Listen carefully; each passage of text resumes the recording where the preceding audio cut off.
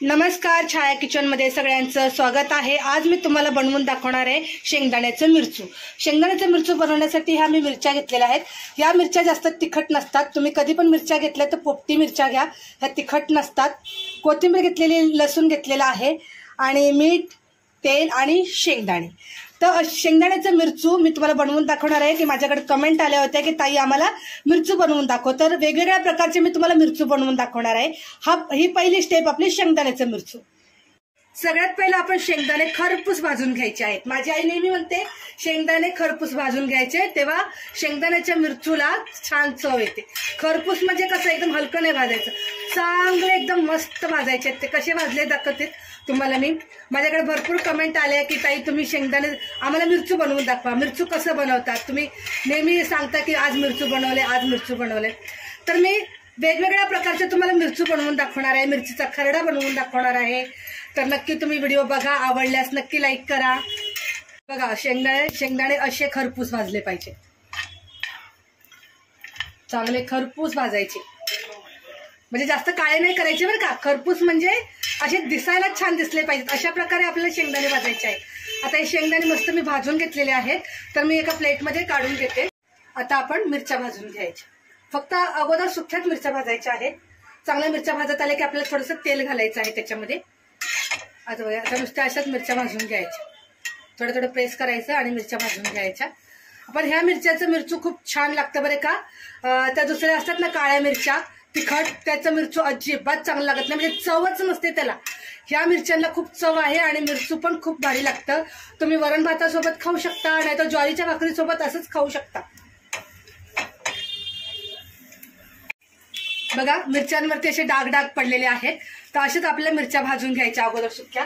आता ह्या मिरच्या भाजून झाल्या की आपल्याला हे बघा, मी असंच उलटाण्यामध्ये तेल घेते आणि मिरच्यांवरती टाकते। गॅस कमी करायचा बरं का, नाहीतर मग मिरची उडणार। मग तेल टाकून मस्त अजून छान खरपूस मिरची भाजून घ्यायची। भाजण्यावर सगळं असतं, माझी आई नेहमी म्हणते चांगलं भाजायचं।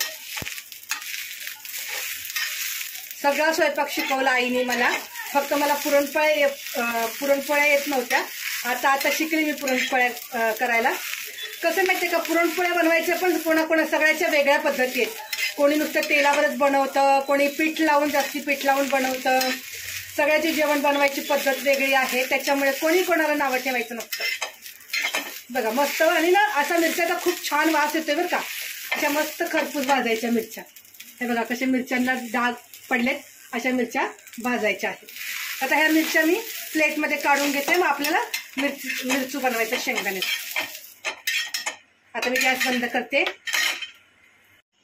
बघा, शेंगदाणे पण मस्त भाजून झालेले आहेत, मिरच्या पण छान भाजून झालेल्या आहेत। आता कसं मिरचू बनवायचं ते तुम्हाला मी दाखवते।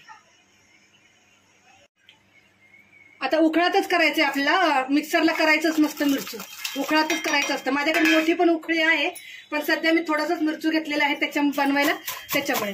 तर शेंगदाणे सगळ्यात पहिले आपण शेंगदाणे कुटून घ्यायचे बारीक, मस्त असे बारीक शेंगदाणे कुटून घ्यायचे। शेंगदाणे थंड झाले की शेंगदाण्याचं कूट छान होतं, म्हणून शेंगदाणे थंड होऊ द्यायचे भाजल्यानंतर बरं का। बघा, असं शेंगदाण्याचं कूट आपलं तयार झालेलं आहे। बघा, अशा प्रकारे शेंगदाण्याचं कूट तयार झालेलं आहे। आता मी प्लेटमध्ये काढून घेते।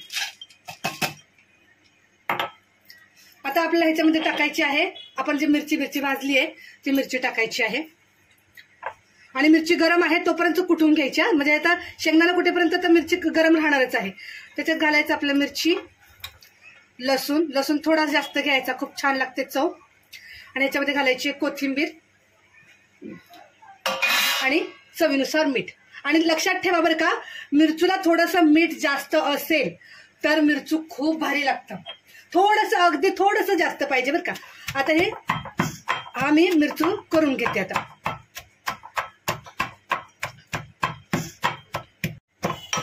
आता बघा, हे मी मिरचू तयार केलेला आहे, जास्त बारीक करायचंच नाही आपल्याला। ह्याच्यामध्ये आता हे शेंगदाण्याचं कूट आहे ना ते मी टाकणार आहे। शेंगदाण्याचं कूट टाकून परत आपल्याला हे शेंगदाण्याचं कूट त्या मिरचूमध्ये पूर्ण मिक्स झालं पाहिजे।